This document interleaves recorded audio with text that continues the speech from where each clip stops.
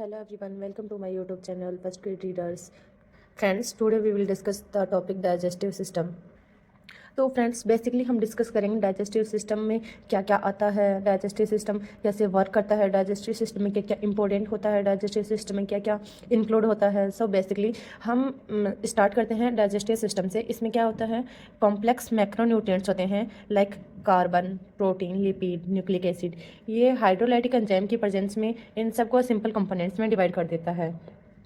जैसे कि हम और एग्जांपल देख सकते हैं, पॉलीसेकेराइड है, इनको ग्लूकोज में, ग्लूकोज क्या होता है, हेक्सोज शुगर होता है, प्रोटीन को एमिनो एसिड में, लिपिड को फैटी एसिड ग्लिसरॉल में, न्यूक्लिक एसिड को नाइट्रोजन बेस और पेंटोज शुगर H3PO4 में।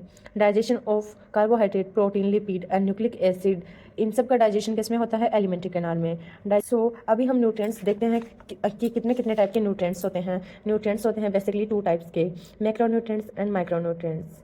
मैक्रोन्यूट्रिएंट्स क्या होते हैं, देयर डाइजेशन टेक प्लेस, जिनका डाइजेशन होता है वो होते हैं मैक्रोन्यूट्रिएंट्स। और माइक्रोन्यूट्रिएंट्स क्या होते हैं, जिनका कोई भी डाइजेशन नहीं होता है।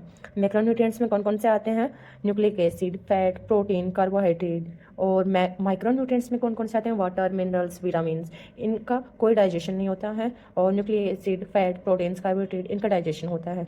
और माइक्रोन्यूट्रिएंट्स के बारे में क्या बोला गया है, it is the main component of food. Food के मेन कंपोनेंट कौन से होते हैं, मैक्रोन्यूट्रिएंट्स होते हैं। These are building blocks of body. Macronutrients क्या होते हैं, बिल्डिंग ब्लॉक्स होते हैं बॉडी के।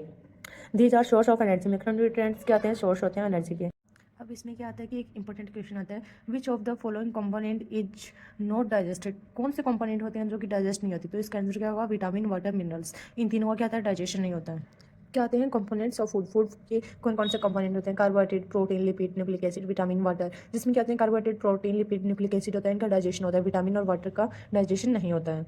आगे क्या बताया गया है, food provide energy and organic matter for tissue growth and repairing etcetera. कि फूड क्या होता है, वो प्रोवाइड करवाता है एनर्जी और ऑर्गेनिक मटेरियल, किसके लिए, फॉर टिश्यू की ग्रोथ और टिश्यू की रिपेयरिंग के लिए। Maximum energy is obtain from, maximum सबसे ज़्यादा एनर्जी ऑब्टेन किससे करी जा सकती है, लिपिड से। उसके बाद में प्रोटीन से, उसके बाद में कार्बोहाइड्रेट से। लिपिड से कितनी करी जा सकती है, maximum energy 9.2 kilo calorie, protein से 4.5 किलो कैलोरी, कार्बोहाइड्रेट से 4.1 किलो कैलोरी।